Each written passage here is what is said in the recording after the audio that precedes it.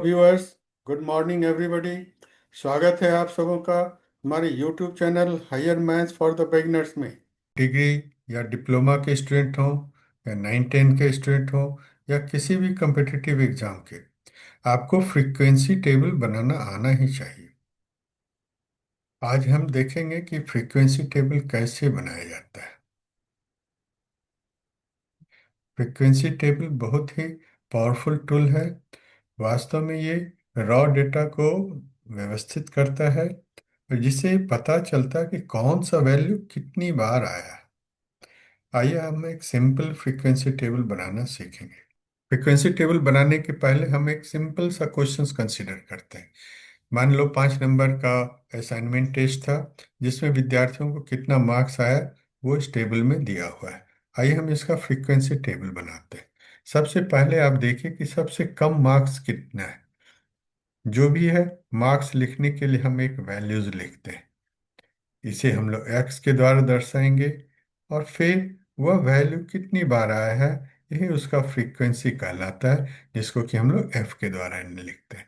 सबसे न्यूनतम वैल्यू कौन सा है? 1। तो आप पहले लिखें यहाँ पर 1। 1 कितनी बार आया है? ध्यान से देखो, 1 1 1 1 1 यहाँ पर आया है। तो इस 1 एक और एक 2, ये 1 आपका 2 बार आया, तो 1 का फ्रीक्वेंसी हो गया 2। फिर से देखिए, 1 से बड़ा कौन सा संख्या है? 2। 2 आप x के नीचे में लिखते हैं 2। 2 कितनी बार आया है? एक बार, 2 बार, ये 3 बार, ये 4 बार। 2 आपका 4 बार आया, सो 2 का फ्रीक्वेंसी हो गया 4। 2 के बाद कौन सा वैल्यू आएगा? Next higher value 3। अब 3 के बारे में हम लोग देखेंगे। एक, दो, दो दो दो दो, बस 3 दो ही बार आया है, सो 3 का फ्रीक्वेंसी हो गया 2। 3 के बाद देखिए कौन सा वैल्यू है? 4। 4 ये हम लोग पहले यहाँ पर लिखेंगे 4। और ये 4 देखेंगे कितनी बार आया है? मात्र एक ही बार आया है, सो यहाँ पर इसकी फ्रीक्वेंसी होगी 1।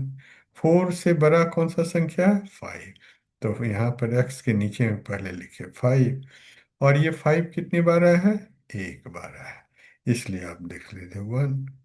तो आप देख सकते हैं कि सभी नंबर्स को हमने यहाँ पर लिख दिया। यही है आपका frequency distribution table, simple frequency distribution table. तो आपने क्या देखा? सबसे पहले बनाने के लिए आपके पास एक डेटा होना चाहिए। डेटा में सबसे मिनिमम वैल्यूज को पहले लिखिए, फिर असेंडिंग ऑर्डर में उसी कॉलम में और सारे वैल्यूज को लिखते हैं। फिर हम लोग उस वैल्यूज कितनी बार आया है इसको काउंट करते हैं, जिसे कि आप फ्रीक्वेंसी कहते हो। उसे फ्रीक्वेंसी कॉलम के नीचे में लिखते हैं और इस तरह से आपका टेबल तैयार हो गया। यही है आपका फ्रीक्वेंसी टेबल। धन्यवाद। कैसा लगा?